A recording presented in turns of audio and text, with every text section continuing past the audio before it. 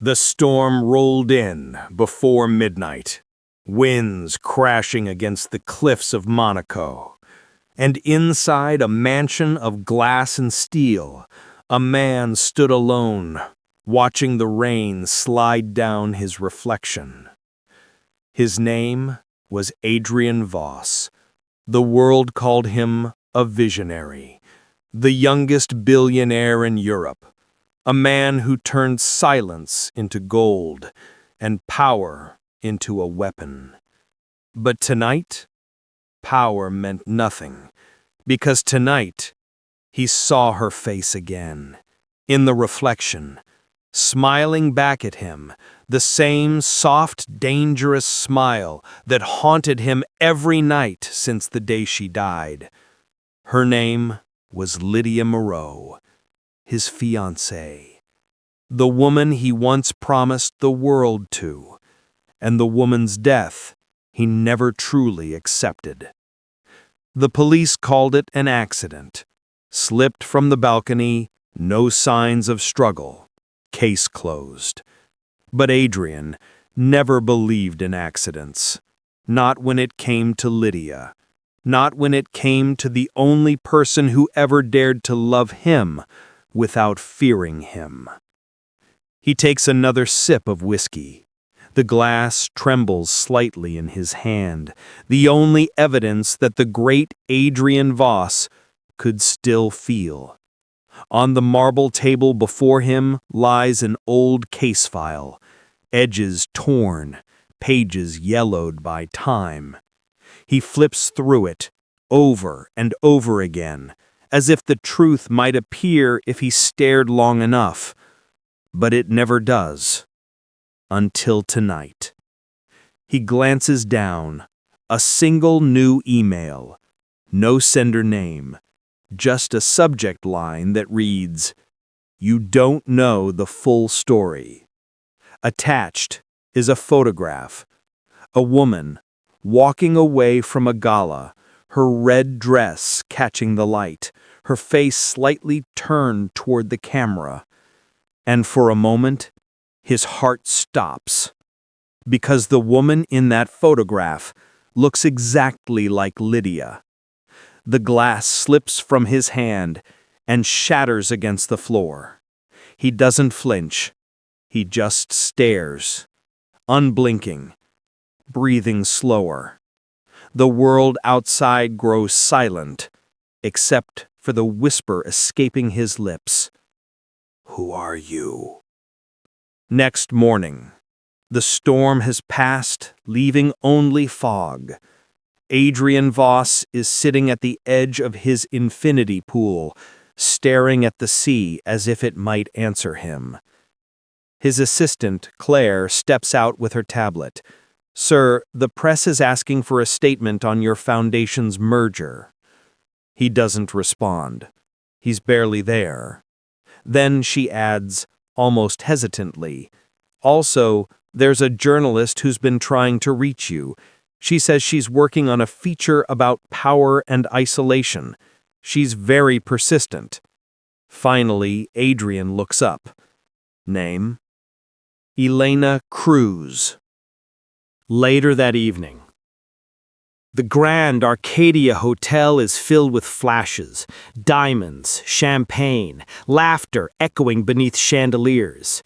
Adrian moves through the crowd with the kind of quiet control that makes people part like water. He doesn't smile. He doesn't need to. People smile for him. And then she appears. Elena Cruz, a journalist from a magazine he doesn't read, wearing a simple black dress, hair pinned loosely, eyes calm but sharp, the kind of eyes that see more than they should. She introduces herself, voice steady. "Mr. Voss, thank you for agreeing to speak with me. My readers are fascinated by men like you, men who build worlds yet remain invisible in their own." He studies her for a moment, then replies softly, "Invisible men make fewer mistakes." She smiles. It's polite, but there's something behind it, something that reminds him of Lydia, the same calculated gentleness, the same careful silence before a storm. During the interview, cameras flash. He answers every question with precision, power, ambition, control.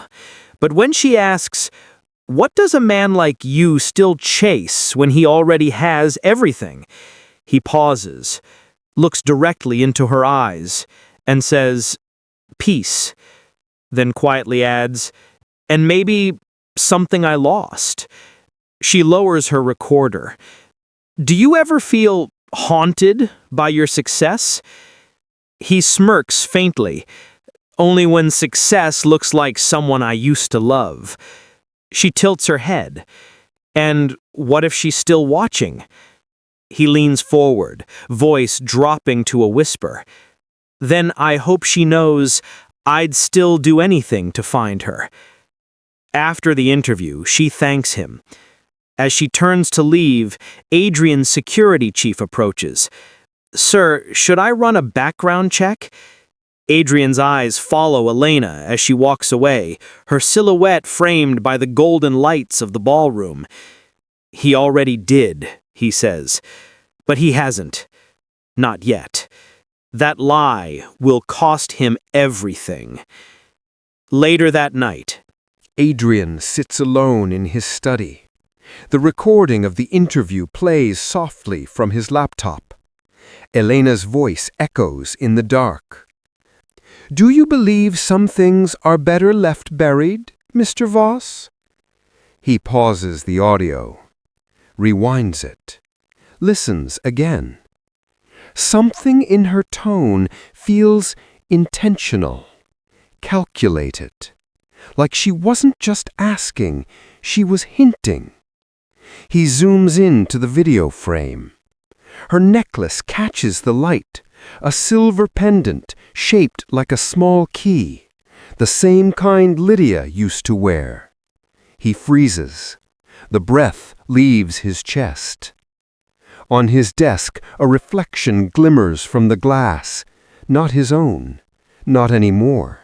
It's Lydia's face again, smiling, closer this time. "You can't own love, Adrian," the whisper seems to say. "You can only lose it." He spins around, nothing there, just the rain returning against the windows. But something inside him shifts. Fear, desire, obsession.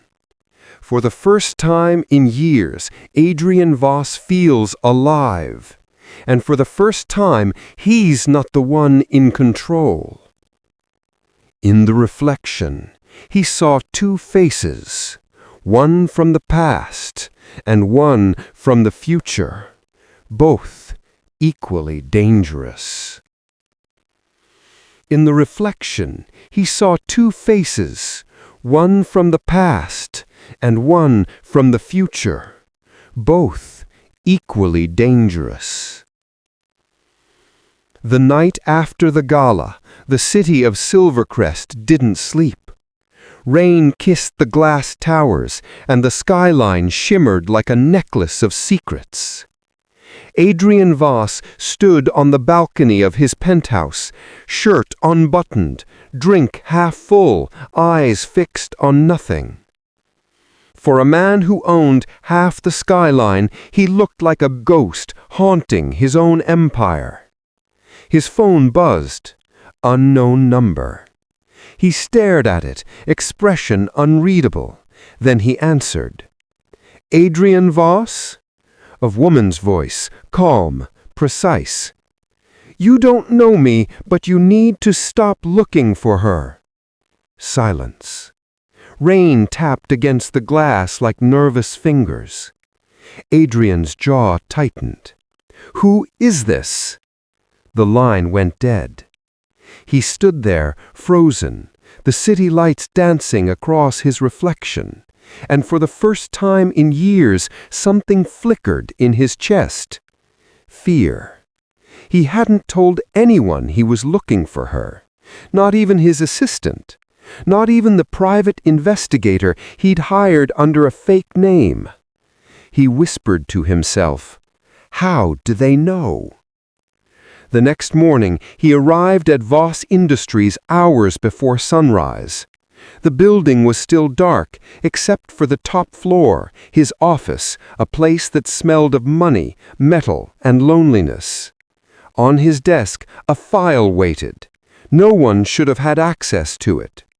Inside was a single photograph, a woman standing near a harbor, sunlight on her hair. Her name scribbled on the back in red ink, Elena Ruiz. His heart skipped. It had been 3 years since he last saw that name. 3 years since she disappeared the night before their engagement was announced. Some said she ran. Others said she was taken. But Adrian knew the truth, or at least a piece of it. He whispered her name like a prayer he didn't deserve to say. Elena. He opened his laptop, typed the name into his private network. Access denied. Tried again. Still denied. Then the lights flickered. A faint static filled the air like the hum of an invisible presence. The screens around him blinked once, twice, then displayed a message. Stop digging. His hand froze over the keyboard. Seconds later, the system crashed, all data wiped. A drop of sweat rolled down his temple. Whoever was behind this, they weren't just powerful, they were inside his world.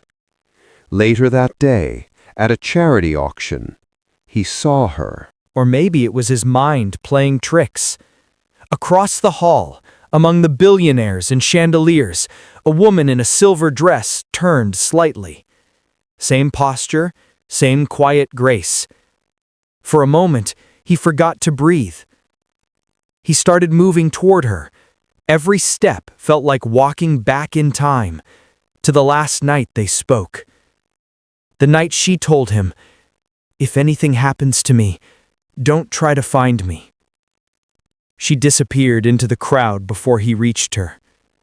When he got outside, she was gone, just like before. But there was something left behind. A folded piece of paper tucked into his coat pocket. He hadn't noticed it being placed there. He unfolded it. 3 words, written in Elena's handwriting. Not who you think.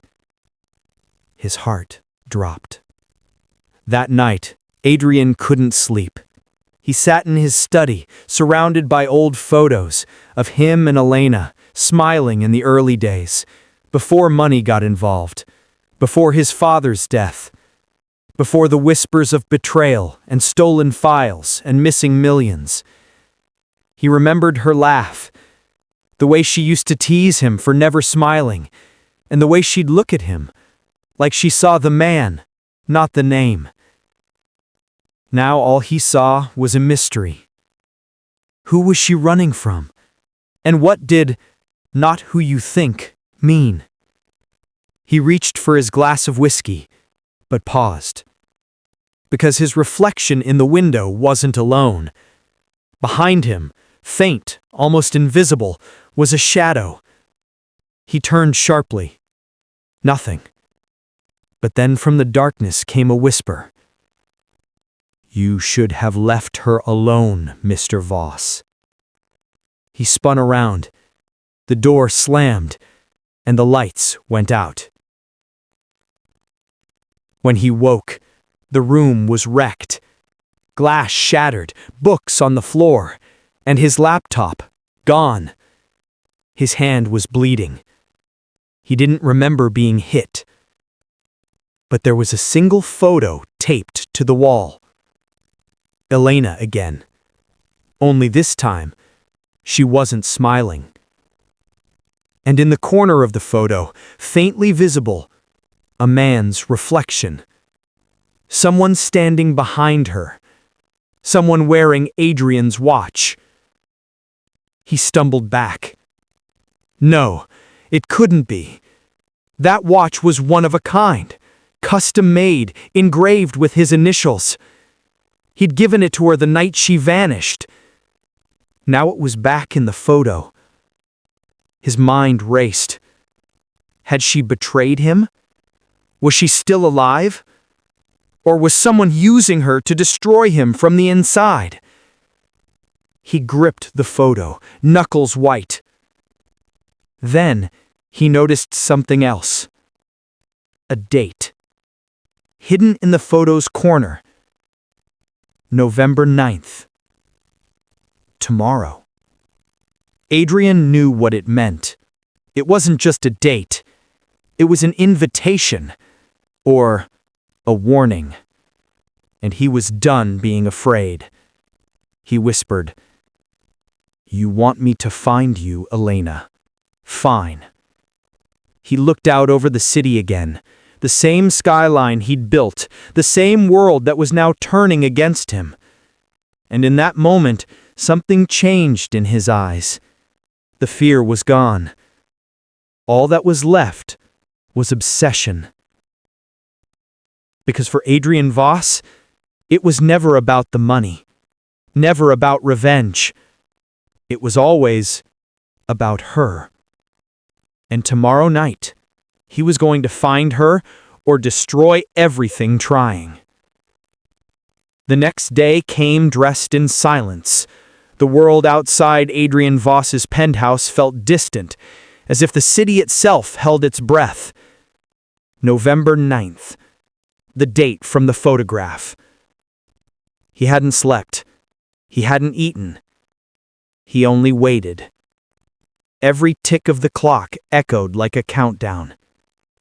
At exactly 8:15 p.m., his phone lit up with a message. No name, no number, just 5 words. Pier 47, come alone, midnight. Adrian exhaled, slowly. He set the phone down, straightened his coat, and whispered to himself, "Midnight it is." The drive to the pier was long, quiet, and painted in shadows. The city lights faded behind him as the ocean breeze crept through the half-opened window. He parked near the edge of the dock, where fog rolled across the water like ghosts rising from forgotten secrets. A single light flickered in the distance, at the end of the pier. He walked slowly, his footsteps echoing against the wooden planks. Each creak beneath his shoes sounded like a memory trying to surface. And then he saw her. Elena Ruse, standing there, facing the sea, coat fluttering in the wind, hair longer now, posture tense, as though every second was borrowed. Adrian froze. For a moment, time itself hesitated. Elena? She didn't turn. Not at first. Then slowly, she did. Her eyes met his, the same warmth, the same sadness, but deeper now, as if she had lived 1,000 lives since he last saw her. "You shouldn't have come," she said softly. He took a step closer. "I've been looking for you for 3 years." "I know." "Then why disappear?" Her voice trembled. "Because the truth would have destroyed you." He laughed, but it wasn't joy. It was disbelief. "Destroyed me? You vanished, Elena. You left me with nothing but questions and your ghost in every mirror." "I had no choice," she whispered. "They were watching." He stepped closer, his voice low, desperate. "Who's they?" Before she could answer, a sound cut through the fog, the faint click of a safety being released. Adrian turned sharply. From the shadows, 3 men emerged, suits, earpieces, cold eyes. One of them spoke into a radio. "Target located." Elena's eyes widened. "Adrian, don't!"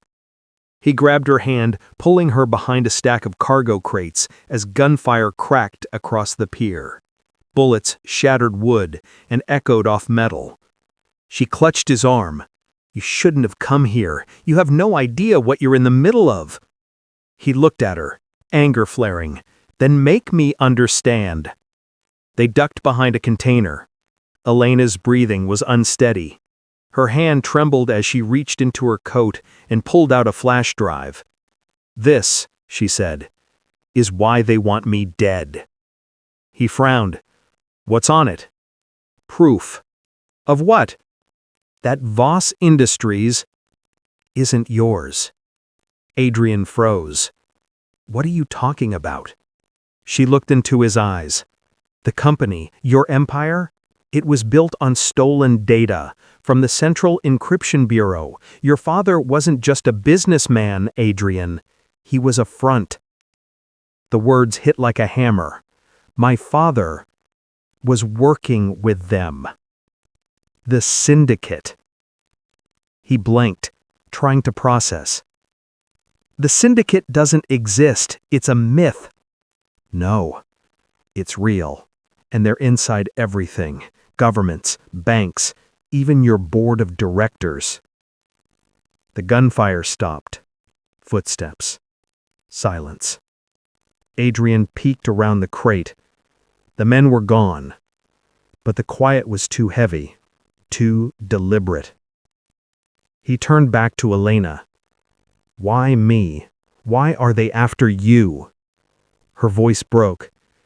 "Because I found out what they did, and because I was never supposed to fall in love with you."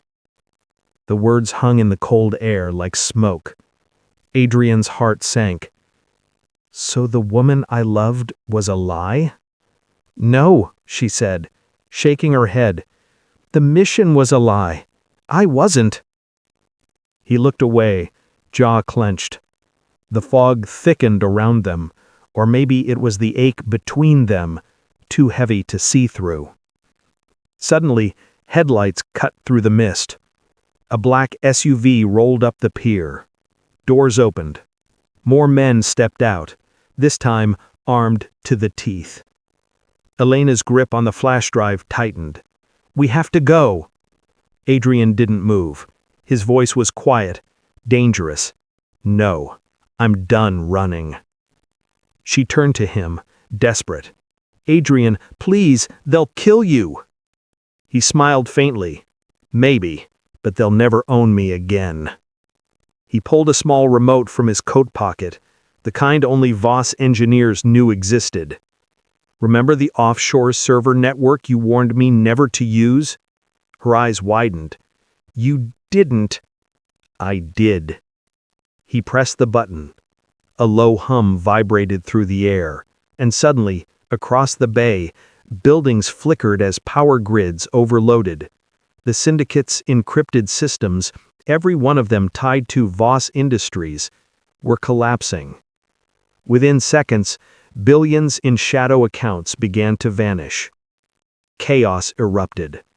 The men shouted into radios, but their comms died instantly. Elena grabbed Adrian's hand. "You just started a war." He looked at her, expression unreadable. "It started the day they took you." They ran. Gunfire returned, louder now. Sparks flew as bullets ricocheted off metal. She clutched his arm. He shielded her, ducking behind a forklift. One shot grazed his arm. He winced, but kept moving. They reached the edge of the dock. Nowhere left to go. Behind them, Syndicate agents closed in.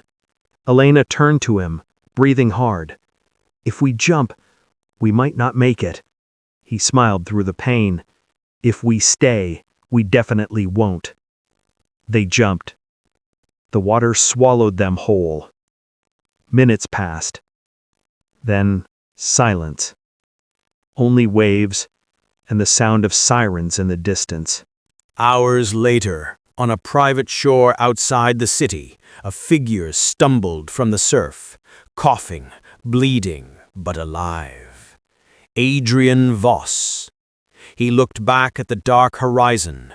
No sign of Elena, just the empty sea. He fell to his knees, chest heaving. The flash drive was still in his pocket, cracked but intact. He whispered her name, Elena, but the wind only answered. Weeks passed. The world called it a scandal. Voss Industries was under investigation. Half the board resigned. The media said Adrian disappeared. But in truth, he didn't vanish. He became something else. A ghost.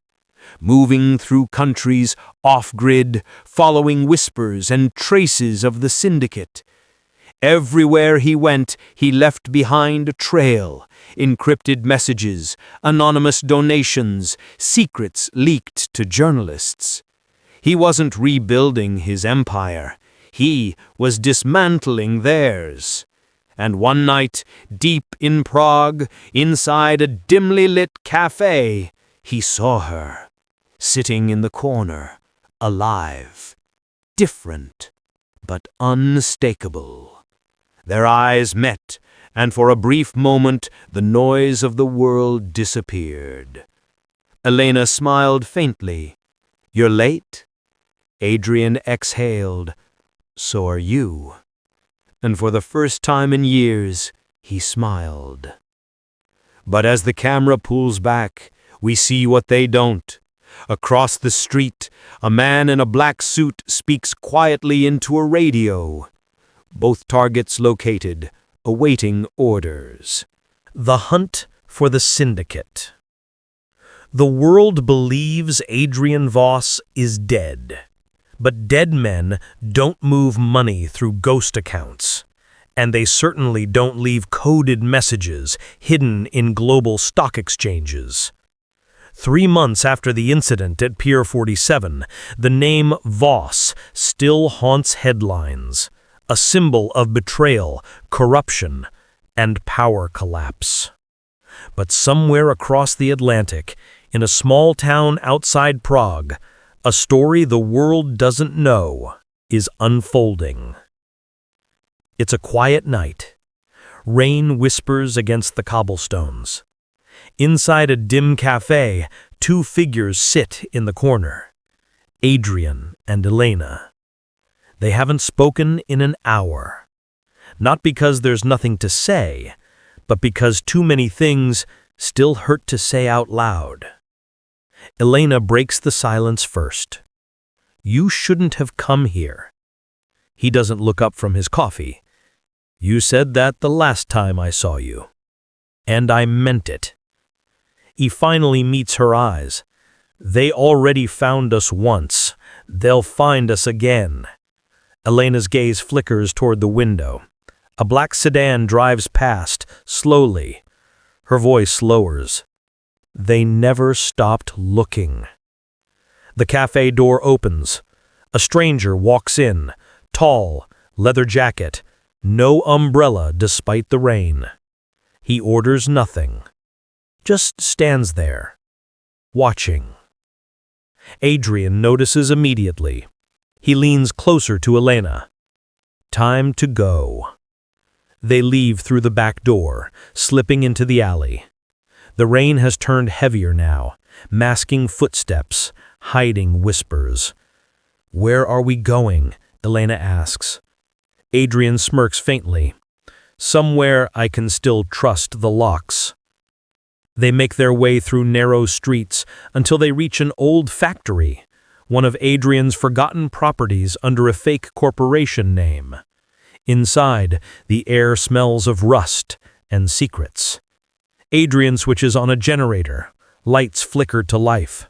Rows of old computers hum softly, connected to satellite uplinks. Elena's eyes widen. "You kept this?" He nods. "Not everything I build belongs to Voss Industries." She studies him for a moment. The man who was once all power and control now looks tired, but more human. He turns to her. "I need to know everything, every name, every connection. If we're going to finish this, we do it together." Elena hesitates. Together? Yes. Her expression softens. You still trust me? He pauses. No, but I want to. Hours later, the walls are covered with maps, photos, and data printouts. Names connected by red strings, symbols, bank routes, private coordinates. At the center, one face. A man in his 50s, sharp eyes, government smile. Richard Morrow, chairman of the Global Economic Council. Elena circles his face with a marker. He's one of them, maybe even the head. Adrian studies the photo. My father worked with him before he died. Then your father knew the truth. Or he helped build the lie. The night stretches on. The rain stops, but neither of them sleep. Every now and then, Adrian glances at Elena, the way her hands move quickly over the files, the faint scar near her collarbone, the weariness behind her strength. At 3:17 a.m., he breaks the silence.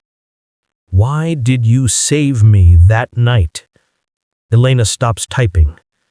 I didn't save you. I just couldn't watch you die for something you didn't start. Sounds like saving to me. She looks up, eyes glistening. Don't make me regret it. He holds her gaze.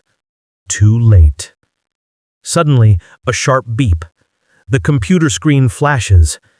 Incoming transmission. Unknown source. Encrypted signal. Adrian frowns. No one should know this network exists. Elena whispers, it's them. He clicks accept. The screen fills with static, then a voice, distorted and cold. Adrian Voss, you've made this harder than it needed to be. Adrian's expression hardens. Who is this? Someone who gave you everything you have, and now we'll take it back. The voice laughs softly. Enjoy your time with Ms. Ruiz. She won't be alive much longer. The transmission cuts. Elena's breathing quickens. How did they find us? Adrian checks the servers. They didn't. They always knew. Meaning? He looks at her. Someone inside the system has been feeding them everything, even now. Who? He glances at the files, at the names, then freezes. One name stands out, not printed, but handwritten. Marcus Voss. Elena frowns. Who's that? Adrian swallows hard. My brother. She stares at him. You never told me you had a brother. I thought he was dead. 10 years ago, plane crash. Adrian, she shakes her head slowly. He's not dead. He's the one who signed off your father's final transfers, the accounts that built the Syndicate fund. Adrian steps back, the truth sinking like poison. My brother created the Syndicate? Elena's voice trembles. No, Adrian, your brother is the Syndicate. The lights flicker again. Outside, the faint rumble of engines grows louder. Headlights flash through the broken windows. Adrian grabs Elena's arm. They've found us. They run, through the back corridors, down the rusted stairs. Shouts echo from outside. Move! Secure the perimeter! Adrian opens a side door. Rain again. Darkness. They sprint toward the woods behind the factory. Gunfire erupts. Elena stumbles. Adrian catches her, pulling her behind a tree. Are you hit? No, just winded. Keep moving. Minutes later, they reach a clearing. Moonlight cutting through fog. Ahead, an old railway track. Adrian spots a train in the distance. Cargo freight, slow moving. He grabs her hand. We can make it. They run. Adrian jumps first, pulling her up after him as the train picks up speed. Behind them, the agents arrive, too late. The train disappears into the dark. Inside the freight car, the only sound is the clatter of wheels. Adrian leans back, bleeding from a scrape, chest heaving. Elena sits beside him, silent. After a long pause, she says quietly, You don't have to do this, Adrian. We can disappear for real this time. Forget the Syndicate. Forget all of it. He turns to her. And live knowing they'll keep controlling everything, governments, people's lives, the world? No. Her eyes soften. You sound like your father. He looks away. No, my father built the problem. I'm going to burn it down. The train rumbles into the night, through valleys, past cities that don't know the war being fought in silence. As Adrian closes his eyes, Elena leans against him. For the first time in a long time, there's peace. Brief, fragile, but real. Then the camera pans outside, across the train roof to a shadow moving along the top. A man in a dark coat, headset on, whispering quietly. Visual confirmed. Both alive, awaiting orders from Marcus Voss. The past never dies. It just changes names. Rain hammered the marble roof of the abandoned villa in Capri, echoing like distant gunfire. Adrian stood at the window, motionless, jaw tight, his reflection fractured in the glass. Elena paced behind him, arms wrapped around herself. They found us again, didn't they? Adrian didn't turn. A long pause. Then, they never stopped. The storm outside roared louder, as if the heavens themselves were chasing them. Hours earlier, a tip from a hacker in Berlin had led them to this villa. It once belonged to a retired banker, someone who'd handled Syndicate accounts 2 decades ago. The man was found dead in his car 3 days ago, ruled suicide. But the note he left behind carried Adrian's name. On the table between them lay an envelope, sealed with a silver insignia, a serpent eating its own tail, the mark of the Syndicate. Elena's hands trembled as she opened it. Inside, a single photograph. A child, 6 years old, dark hair, eyes like Adrian's. Her voice cracked. "Who is this?" Adrian didn't answer immediately. His chest rose and fell heavy. Then he whispered, "My son. Or at least that's what they want me to believe." Elena froze. The photo slipped from her fingers. "What do you mean?" She was pregnant before she disappeared. His voice broke for the first time. "But I never knew she had the baby. I thought she—" He stopped himself, swallowed hard. "They're using him, Elena, as leverage." A gust of wind slammed the windows open. Thunder rolled like a warning. Elena picked up the photo again, staring at the boy's smile. "So that's why you can't stop. You're not chasing revenge anymore. You're chasing redemption." Adrian turned to her then, eyes dark, fierce, unblinking. "I'm chasing truth, because if they have him, it means someone I trusted helped them take him."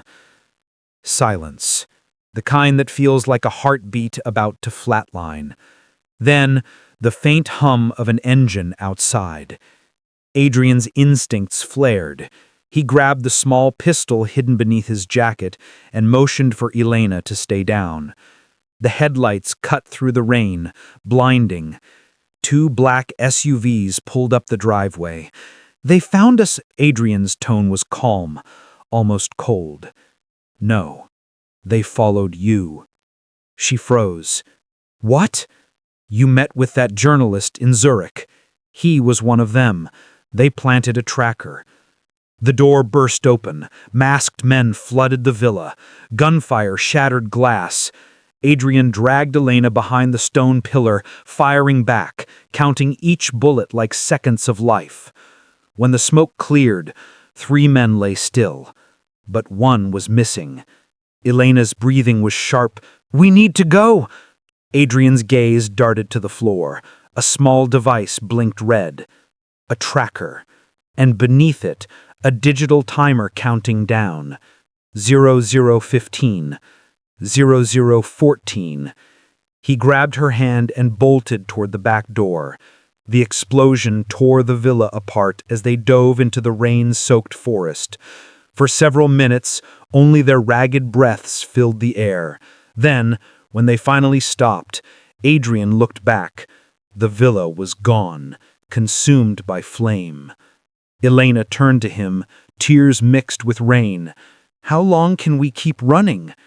Adrian's eyes glimmered in the darkness. "Until they stop breathing, or we do." Lightning flashed, illuminating something in the distance. A figure, watching them from across the trees. Elena blinked. "Adrian, someone's there." The figure stepped forward, slowly. A woman, drenched in black. She removed her hood. It was Rosa, Adrian's former bodyguard, the one presumed dead in the yacht explosion 2 years ago. He stepped back, disbelief flooding his face. "Rosa?" She smirked faintly. "You never did learn to finish a job, did you?" Adrian's finger tightened on the trigger, but she raised her hands. "Relax, boss. I'm not here to kill you. Not yet." Elena's voice trembled. "You're with them?" Rosa shook her head. "Not anymore. The Syndicate burns its own. I barely made it out."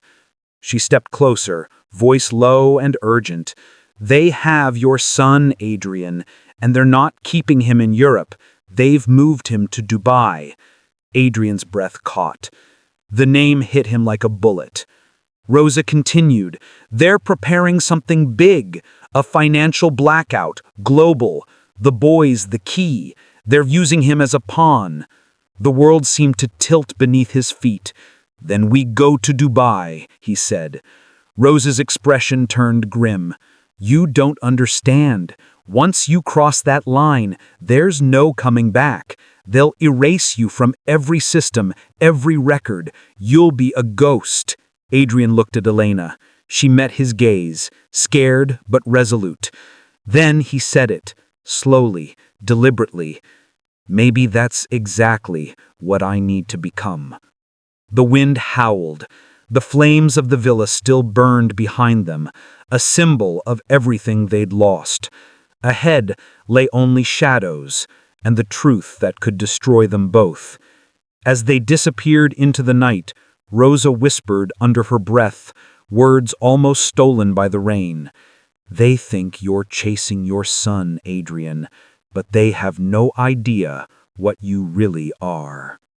The desert sun bled over the horizon, gold spilling into glass. Dubai shimmered like a mirage, wealth, power, and illusion, built on secrets. Adrian Stone was no longer Adrian Stone. The world believed he died in the Capri explosion. Now his name was Luca Moretti, an Italian investor with offshore ties and no past. Beside him, Elena wore a sleek black dress, her hair cut short. Her new name, Sophia. Her new role, his assistant, but in truth, the only person he trusted. They walked through the lobby of the Azure Tower, the Syndicate's rumored front. A skyscraper of steel and silence, owned by a shell company registered in 5 countries, linked to none. As they approached the private elevator, a security guard scanned their fake credentials. A beat. Then, a green light. "Welcome, Mr. Moretti. The chairman has been expecting you." Elena's hand brushed Adrian's, subtle, nervous. He didn't look at her, but his fingers flexed slightly, a silent reassurance. Inside the elevator, only the hum of ascent filled the air. Floor by floor, the city shrank beneath them. Then she whispered, "Do you think he's really here?" Adrian's gaze stayed on the numbers climbing. "He's here. The Syndicate always hides in plain sight." The doors opened with a soft chime. A private penthouse, white marble, panoramic windows, a grand piano standing alone in the corner. And there, standing by the window, was a man in a silver suit. His voice was smooth, confident, rehearsed. "Mr. Moretti, or should I say, Mr. Stone?" Adrian froze. The name sliced through the air like glass. "How long have you known?" The man smiled. "Since Capri. You think a billionaire vanishes without a trace, and I wouldn't notice?" Elena's pulse raced. She took a small step behind Adrian. The man walked towards them, every step deliberate.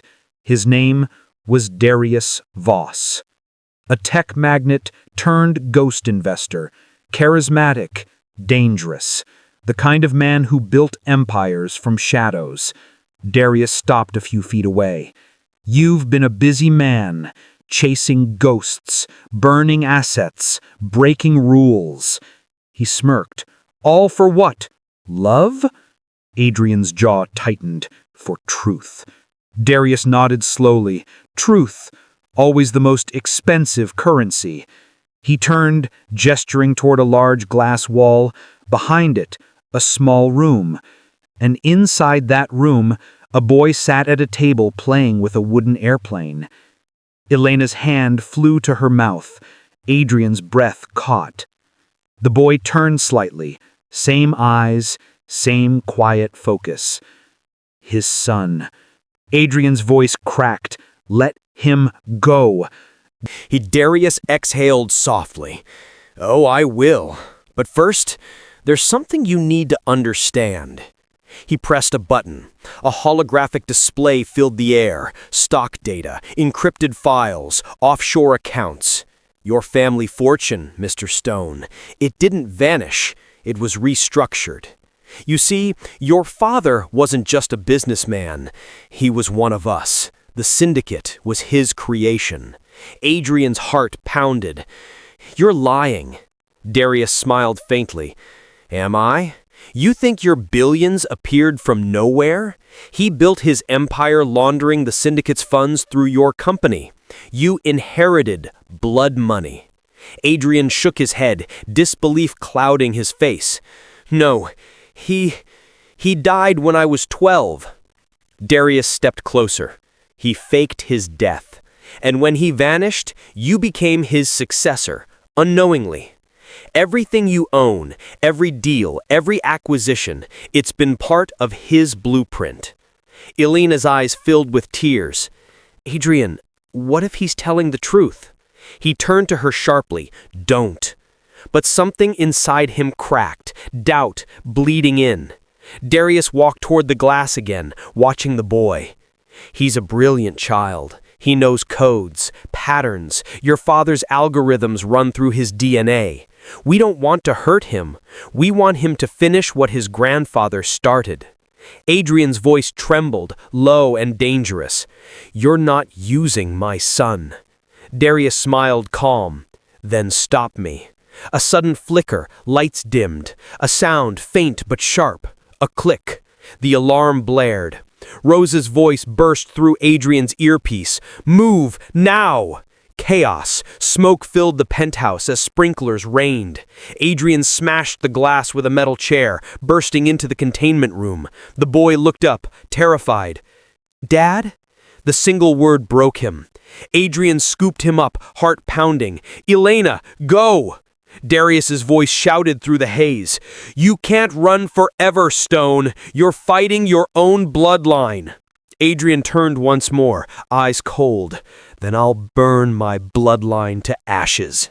He fired twice, not to kill, but to break the control panel. Sparks, smoke. The elevator doors closed just as Darius's guards stormed in.